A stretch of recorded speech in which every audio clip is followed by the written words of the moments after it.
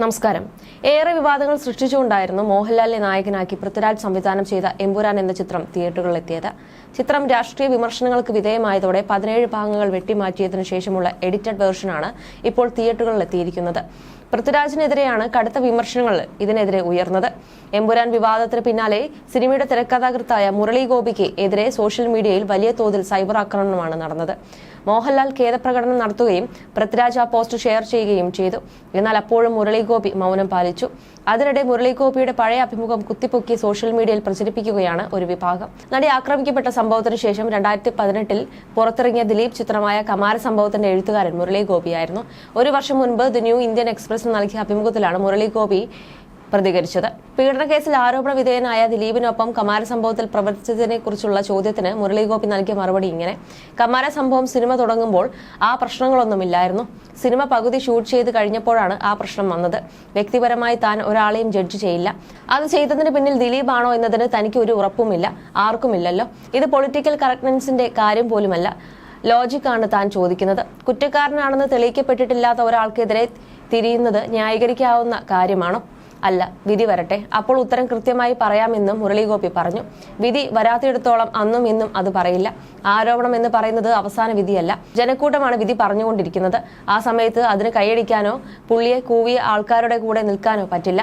ഇരയുടെ വശം ശരിയല്ലെന്ന് താൻ പറഞ്ഞിട്ടില്ല. അവരെയും അവരുടെ പോരാട്ടത്തെയും അങ്ങേയറ്റം ബഹുമാനത്തോടെ നോക്കിക്കാണുന്നു. പക്ഷെ ഇങ്ങനെ ഒരു കേസിൽ ആരോപണ വിധേയനായ ഒരാളെ താൻ എങ്ങനെയാണ് ജഡ്ജ് ചെയ്യുന്നത്? കുറ്റവാളിയാണെന്ന് തെളിയിക്കുന്നത് വരെ താൻ ആരെയും ജഡ്ജ് ചെയ്യാനില്ലെന്നും മുരളി ഗോപി പറഞ്ഞു. മുരളി ഗോപിയുടെ അഭിപ്രായത്തെ പിന്തുണച്ചും വിമർശിച്ചും സോഷ്യൽ മീഡിയയിൽ പ്രതികരണങ്ങൾ ഉയരുന്നുണ്ട്. ചില കമന്റുകൾ ഇങ്ങനെയായിരുന്നു: ലൂസിഫറിന് വാഴ്ത്തുപാട്ട് പാടുന്നവൻ, ചരിത്രത്തെ വക്രീകരിച്ച് എമ്പുരാന്മാരെ പ്രതിഷ്ഠിക്കുന്നവൻ, ഇവരിൽ നിന്ന് സത്യം നീതി ഒക്കെ പ്രതീക്ഷിക്കുന്നത് തന്നെ തെറ്റ്. ഇവൻ സമൂഹത്തിന് തന്നെ ഒരു കളങ്കമാണ് എന്നാണ് ഒരു കമന്റ്. എങ്ങനെ ന്യായീകരിക്കാൻ ശ്രമിച്ചാലും ദിലീപ് പഴയ നിലയിലെത്തില്ല. ജനത്തിന് താല്പര്യമില്ല എന്നും കമന്റുകളുണ്ട്. ഇവിടെ ദിലീപിന്റെ വീഴ്ച ആഗ്രഹിച്ചു നടന്നവർക്ക് ഒരവസരം വന്നപ്പോൾ അവർ എല്ലാവരും ഒറ്റക്കെട്ടായി എതിർചേരിയിൽ നിന്നു. കോടതി കുറ്റം ചെയ്തു എന്ന് പറയുന്നത് വരെ എന്തിന് അദ്ദേഹത്തെ ക്രൂശിക്കണമെന്നാണ് മറ്റൊരു കമന്റ്. തെളിവില്ലാതെ പോലീസിന് ജയിലിലിടാൻ സാധിക്കില്ല, അതിനാൽ അയാൾ കുറ്റവാളി തന്നെ. പണത്തിന്റെ ഹുങ്കിൽ ജാമ്യം കിട്ടും. പക്ഷേ സ്വന്തം ആദ്യ ഭാര്യ സംഭവം നടന്ന ഉടൻ വിരൽ ചൂണ്ടിയത് ഇയാൾക്ക് നേരെ തന്നെയാണ്. ആരൊക്കെ എത്ര വെളുപ്പിച്ചിട്ടും കാര്യമില്ല എന്നും പ്രതികരിക്കുന്നവരുണ്ട്. എങ്ങനെയൊക്കെ വെളുപ്പിക്കാൻ നോക്കിയാലും പൊറുക്കാൻ പറ്റാത്ത തെറ്റാണ് അവൻ ചെയ്തത്. കൂടെ ജോലി ചെയ്യുന്ന ഒരു പെണ്ണിനെ കൊട്ടേഷൻ കൊടുത്ത് ബലാത്സംഗം ചെയ്യിക്കുക ലോകത്ത് തന്നെ ആദ്യത്തേതായിരിക്കും ഇത്രയും നീചത്തരം. ഒരമ്മയുടെ മകനും ചെയ്യില്ല. കഷ്ടം. ആട്ടിൻ തോലണിഞ്ഞ ചെന്നായാണവൻ. അവനെ ഒരിക്കലും നമ്പാൻ കൊള്ളില്ല എന്നും കമന്റുകളുണ്ട്. അതേസമയം ഈ വേളയിൽ പൃഥ്വിരാജിനെ കുറിച്ചും മലയാള സിനിമാ ലോകത്ത് ദിലീപിന് നഷ്ടമായ സ്വാധീനത്തെക്കുറിച്ചുള്ള ചർച്ചകളും സജീവമായിരിക്കുകയാണ്. ദിലീപിന് അവസരം ലഭിച്ചപ്പോൾ പൃഥ്വിരാജ് ഒതുക്കുകയായിരുന്നുവെന്ന തരത്തിലാണ് ആരോപണങ്ങൾ ഉയരുന്നത്. എന്നാൽ അത്തരത്തിൽ ഏതെങ്കിലും ഒരു നീക്കം കാരണമല്ല ദിലീപിനും അദ്ദേഹത്തിന്റെ സിനിമകൾക്കും മലയാളി പ്രേക്ഷകർക്കിടയിൽ വലിയ സ്വാധീനം ചെലുത്താൻ കഴിയാത്തതെന്നാണ് ഡോക്ടർ R.K. തിരൂർ എന്ന സിനിമാ പ്രേമി അഭിപ്രായപ്പെടുന്നത്. അദ്ദേഹം പങ്കുവച്ച കുറിപ്പ് ഇപ്പോൾ സോഷ്യൽ മീഡിയയിൽ വലിയ രീതിയിൽ ചർച്ചയാവുന്നുണ്ട്. ഫേസ്ബുക്ക് കുറിപ്പിന്റെ പൂർണ്ണരൂപം ഇങ്ങനെയാണ്: നടൻ ദിലീപിനെ ഡീഗ്രേഡ് ചെയ്യുന്നു, വ്യാജ വാർത്ത ഉണ്ടാക്കുന്നു എന്നതൊക്കെ പറഞ്ഞുകൊണ്ട് ഈയിടെ കുറെ പോസ്റ്റുകൾ കാണുന്നുണ്ട്.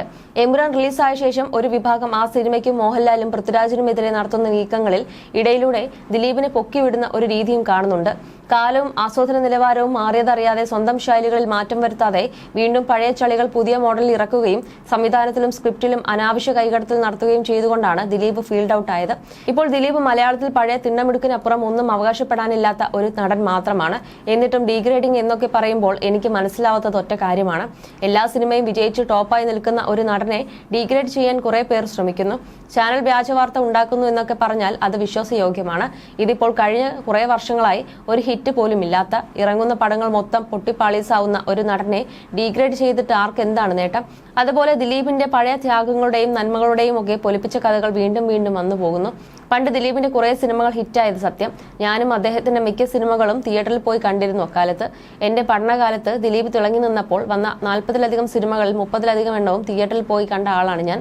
പിന്നെ പൾസർ സുനിയുമായി ബന്ധപ്പെട്ട ആരോപണം വരുന്നതിന് മുൻപ് തന്നെ ഒരേ ശൈലിയിലുള്ള ചളിയും വെറുപ്പിക്കലും മാത്രമുള്ള കുറെ സിനിമകൾ വന്നപ്പോൾ ദിലീപിന്റെ സിനിമകൾ കാണുന്നത് കുറഞ്ഞു. എങ്കിൽ പോലും 2012 വരെയൊക്കെ നല്ല സിനിമകളൊക്കെ കണ്ടിരുന്നു. 2012 മായാമോഹിനി തന്നെ ഹിറ്റായിരുന്നെങ്കിലും മഹാവെറുപ്പിക്കലായാണ് എനിക്ക് ഫീൽ ചെയ്തത്. അതിനുശേഷം വന്ന ചിലതൊക്കെ കൊള്ളാമെങ്കിലും അവലും സ്ഥിരം ദിലീപിനെ തന്നെയാണ് കാണാൻ പറ്റിയിട്ടുള്ളൂ.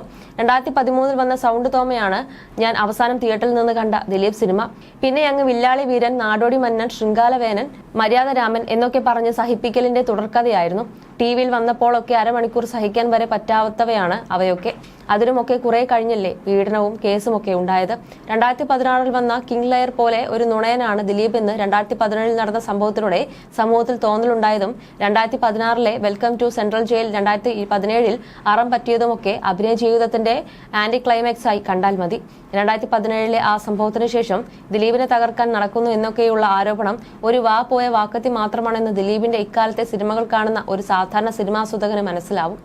അതിന് വർഷങ്ങൾക്ക് മുൻപ് തന്നെ തകരണം എന്ന വാശിയുള്ളതുപോലെ പൊട്ടപ്പടങ്ങൾ മാത്രം സെലക്ട് ചെയ്ത് അഭിനയിച്ച ആൾക്ക് പീഡനക്കേസൊന്നും വേണ്ട അനിവാര്യമായ പതനത്തിന്. വ്യക്തിജീവിതത്തിൽ ആരോപിക്കപ്പെടുന്ന വഴിവിട്ട നീക്കങ്ങളും ഗുണ്ടായിസവും ഒക്കെ ശരിയല്ലെന്ന് വിശ്വസിക്കേണ്ട കാര്യം ദിലീപ് ഫാൻസ് അല്ലാത്ത ബഹുഭൂരിപക്ഷം വരുന്ന മലയാളികൾക്കില്ലല്ലോ.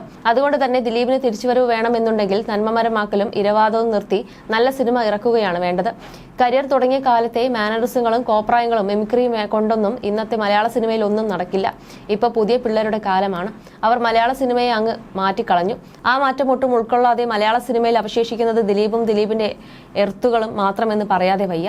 ദിലീപ് തന്നെയാണ് ദിലീപിന്റെ ഏറ്റവും വലിയ ശത്രുവെന്നും RK തിരൂർ കുറിപ്പ് അവസാനിപ്പിക്കുന്നു.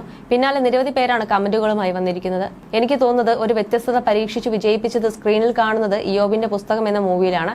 ഒരേട്ടനും കുറെ ഊളത്തരങ്ങളും ഈ AI യുഗത്തിലും കൊണ്ടുവരുന്നതാണ് ഒരു സിനിമ എന്ന് പറഞ്ഞാൽ അത് ഇഷ്ടപ്പെടുന്നവർക്ക് മാത്രമാണ്. അന്നും ഇന്നും ഇയാളെ ഞാനൊന്നും ജനപ്രിയനായി കണ്ടിട്ടില്ല. കാരണം കാമ്പും കഴമ്പുമുള്ള ഒരു സിനിമ ഉണ്ടാക്കിയ മലയാള ചലച്ചിത്ര ലോകത്തിന് സമർപ്പിക്കാൻ ഇയാൾക്ക് സാധിച്ചില്ല.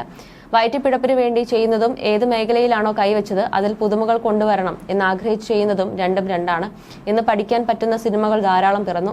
ഉറുമി, ആടുജീവിതം, അങ്ങനെ മേക്കിംഗ്, പശ്ചാത്തല നിറങ്ങളുടെ ക്രമീകരണം, സംഗീതത്തിലെ പരീക്ഷണങ്ങൾ. ഉദാഹരണം ഇയോബിന്റെ പുസ്തകത്തിലെ രാവേ എന്ന് തുടങ്ങുന്ന പാട്ടിലെ വിഷ്വലൈസ് ചെയ്തിരിക്കുന്നത് മാത്രം കണ്ടാൽ മതി ഏത് ലെവലിലാണ് മലയാള സിനിമ എത്തി നിൽക്കുന്നതെന്ന് മനസ്സിലാക്കാൻ. പുള്ളി ആരും ഒന്നും ചെയ്തിട്ടല്ല ഇയാൾ പോയി ജയിലിൽ കിടന്നത്. ഇന്നത്തെ രാജുവേട്ടൻ, ടോവിനോ, ഷൈനികം ഇവർക്കാർക്കും ഇയാളൊക്കെ ഒതുക്കി സിനിമ എടുക്കേണ്ട യാതൊരു കാര്യവുമില്ല. ഇയാൾ എത്ര മുടക്കിയാലും അവരുടെയൊന്നും നിലവാരത്തിന്റെ 10-1 പോലും എത്തില്ല. പിന്നെ ഇതിനെയൊക്കെ ആരൊതുക്കി? എന്തിനൊതുക്കി? ഒതുക്കിനൊന്നും ഒരു ഉളുപ്പുമില്ലേ? ഞാൻ പറയണമെന്ന് വിചാരിച്ച കാര്യമാണ് ഡോക്ടർ RK തിരൂരിന്റെ പോസ്റ്റിലുള്ളതെന്നും അദ്ദേഹം കൂട്ടിച്ചേർക്കുന്നുണ്ട്.